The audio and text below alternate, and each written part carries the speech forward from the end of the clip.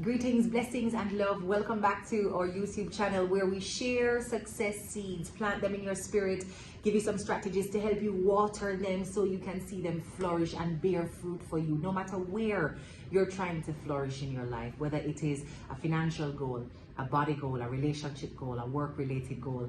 The point is we all have goals that we are working on. And if we can be a little more strategic and a lot more focused and disciplined, I can't imagine the things that you would achieve. I can't imagine how you would wow the world and stun yourself and allow lots and lots of glory to fall on your name and generations to come. If we work well in the time we are given, generations after us will benefit from and be blessed by our work. So work good now.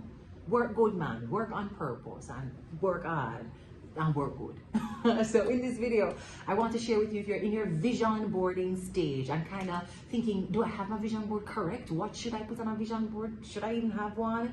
I want to share with you 3 things that you have to make sure are on there. Some things I know by virtue of the culture will automatically end up on the board. The house, the car, the wedding dress or tuxedo, the hot body, and the money bag. Those things are good. If those are your goals, put them on your board. But you are not done, at least from my perspective. You're not done yet if you have not placed all of these 3 things on the vision board, because the vision of your life must include these 3 things. And if you can't put all 3, at least put 1. But the gold standard of visioning is all 3. And here they are. The first is a service goal. Who are you going to serve? How are you going to serve? That must be part of the vision for your life. Many times we get into the visioning process and we get stuck, hung up on, addicted to the things that we want. So consumed by our desires that we never stop to think about how we can give. Yes, we want to get, but remember this is a process. You're going to get as good as you give. And you're going to reap what you sow. You're not going to reap what you reap. You're going to reap what you sow. So if you want goodness, if you want people to show up for you, if you want people to serve you, to work with you, to support you, to encourage you, to do things good on your behalf that help to make your path a little clearer and less bumpy, you should also be thinking about doing that for others, because what you reap is what you sow, and we want to sow service. So put on your vision board, where do you want to serve? How do you want to serve? If it feels unwieldy and too big to think about, I'll share with you some of the things that I do. When I am purchasing anything new at all, I look to see what I already have in that category. For clothing, for shoes, for jewelry, I look to see what I already have. And in an expression of gratitude, I give before I replace or replenish. So my goal is not to clutter up and stack and keep all the many things that I've bought in my home and for myself. I know that I can't use all the pairs of shoes and all the skirts and all the blouses and all the jackets. I can't. So why not give some of that away? And sometimes I give before I'm even able to replenish, because I know I have not worn this in a long time. What am I keeping it for? For the time when I go back to my 20-year-old waistline? I mean, by then, that's probably unfashionable anyways. Right? I bought this dress too small. I need to admit that it is too small and give it to somebody who can wear it now, at least while it is fashionable and in good condition. So I don't give things that are old and raggedy. I'd rather throw those out. Somebody has to see me throwing it out and insist that they need it for themselves and they would find value in it for me to give them. So part of my giving routine, giving and getting, creating space for abundance, part of that routine is a quarterly declutter exercise. I do it every single quarter with clothing, shoes, jewelry, books, anything at all that I've had and not used in about 6 to 8 months. I'm going to donate it. If it's in good quality, I'm giving that away. Now, I found a very exciting way to do that in a way that helps to build somebody else's business. So I met a young woman, her name is Eliza White, and she has a company called Styled Twice. You can actually find them on Instagram. I'm not sure if it's on any other platform. But she reached out to me and she said, Krystal, I have a company that takes lightly worn professional clothing and casual clothing as well, and we sell it at heavily discounted rates for persons who couldn't naturally afford to buy that quality clothing and probably need stuff for work. Would you mind putting some of your clothing in the business? I can't remember the percentage she had shared with me, but let's say the clothing value that I would identify it at, which was very hard for me to do, she would slash that price by probably 70% and sell it at 30% of the cost or the value. And then of course a portion of that earning goes into her business. The cost that it's sold for, a portion of it goes into her business and a portion of it comes to me. So I had like 2 or 3 bags that I was getting ready to donate anonymously, and she reached out and I said, whoa, you messaged just in time, because I was just about to just give them away randomly to an organization.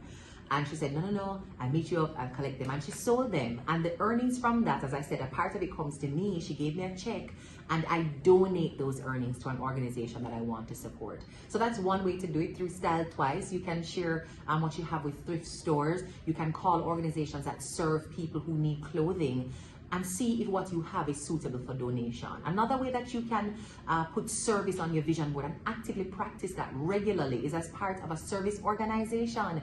Our communities are thriving off the work of volunteers. So there are different groups, from your Kiwanis Club, your Lions Club, your Boys and Girls Associations, churches, professional associations of young people, middle-aged people, elderly people who are just serving. There are old age homes, there are children's homes, so many places that you could show up and say, listen, I want to put 10% of my time each week, commit 3 hours of every week or every month to just volunteering here. How can I help? And press them, man. Press them to find out how you can help.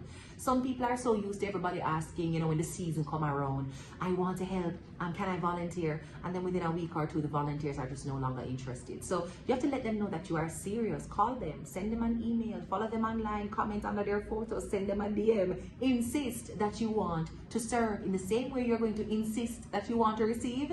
Yeah, man, we're going to insist that we want to give. So find an organization and serve. Make sure service is on your vision board.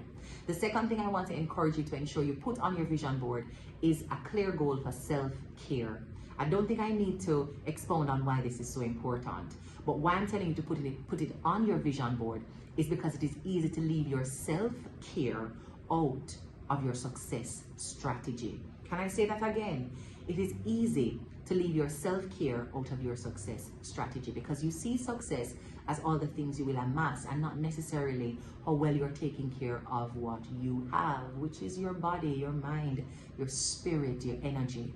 So figure out what self-care, good quality, high quality self-care will look like for you. For some of us, it is sleep, you know, because we run ourselves ragged and we don't give our body and brain any time to rest. Because we have to be like Rihanna, work. Create space in your success strategy for self-care. If you do not take care of yourself, what vehicle is going to take you to this destination where your goals are waiting for you? You don't get there by imagining it. You need your body and your brain to be at work creatively, diligently, consistently. And some of us are tired because of the work we're doing that's unproductive, first of all, not related to the actual goal. And so we get so tired we can't even do the actual work to accomplish the goal.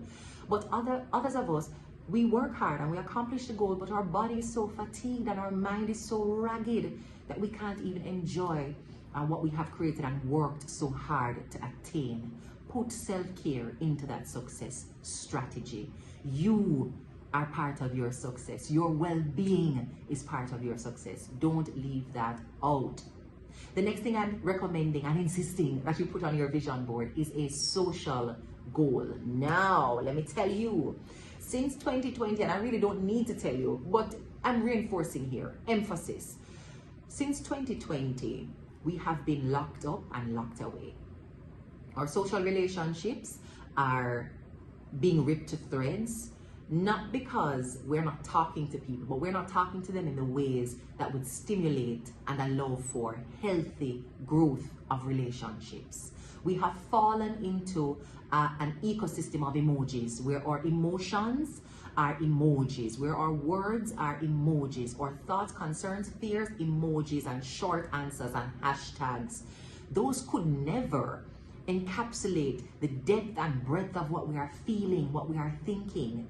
And comment bars online do not allow us to be vulnerable with the people that we love and to reach them in their moments of vulnerability. So many people have had to go through massive life transitions and massive life losses on their own because they were alone and had to be home. Now, We are home and inside because we're trying to stay alive. Make no mistake. I'm not telling you to run out into the streets and keep a party where nobody's wearing masks and everybody's just kind of being reckless and careless. No. There are responsible, sensible ways for us to create social interaction with the people we love and enjoy the benefit of face-to-face communication and contact. It's not enough to be doing that virtually. Even if you talk to your friends, family member, loved one on the phone all the time, you know that there is something missing, the power of touch. And scientists have researched how touch being denied a child can stunt their development because the body needs human contact. Human beings are social creatures, and social media will kind of contort that reality, making you think that being in touch with people on Instagram and Facebook is a social relationship. No, it's not. You have to be face to face with people, feeling their energy, sending your energy onto them, and being able to touch in those intimate instances the people we love. So be deliberate about that. Set a social goal. Now, again, because of how dispersed and displaced we are in this pandemic reality, some of those social goals may very well include virtual interaction, virtual games nights, virtual movie nights, where you organize with your family, with your children if they're in another country or in another household or part of the same country but in another parish or town or city. Virtual interactions so that you can stay connected while involved in meaningful activity. One of my friends, Stacia Davidson, has a regular games night, virtual games night with her friends, and her clients are invited as well. So find a way to create virtual community or to become part of existing virtual communities. It works both ways, to create and to become part of those communities. But overwhelmingly, where you're going to get the impact is face to face. Where you're going to get the depth of connection is face to face. So arrange that too. Determine that every quarter you're going to have a potluck and invite a certain number of close friends. Make an assessment around the best time of month where you can have a wine night or a games night, a movie night, a girls night, go out for drinks or dinner with a best friend. But you have to make it a goal. If it's not a goal, it's unlikely that you will accomplish it. And so if you're serious about improving your social connections, networks, relationships, put it on your vision board. Put it on your vision board. So those are the 3 things that I believe must be on every single vision board. Wherever you are creating a vision board for your life, you must have a service goal, you must have a self-care goal, and you must have a social goal. We need all of those things to feel enriched and to heighten our sense of well-being and joy as we're working hard on the other goals. I hope this has been helpful for you. If it has, let me know in the comments. If you have created your vision board and you're thinking to add some of these, let me know as well. When you add them, don't be afraid to tag me on social media in some of your pictures or send me a DM. I'm on Instagram and Facebook at Krystal Tomlinson. I'd love to hear from you. And if you enjoyed this episode, like it, share it with somebody who you know could benefit from this reminder or this reflection. And if you haven't subscribed as yet, be sure to subscribe. Let me know if there's any other topic you'd want me to cover by dropping the recommendation in the comment bar below. I love to read your feedback, so don't feel shy. Let me know what you thought about this content and what more you'd like me to share on the page. It's been my pleasure sharing with you. Enjoy the rest of your year. May your vision board be beautiful, and may those visions become your reality. Love and blessings. If you need more support, more resources, or would like to book me to come in and train your team, feel free to send me an email at thesuccessfarmja@gmail.com. I'm looking forward to serving you for all your seasons.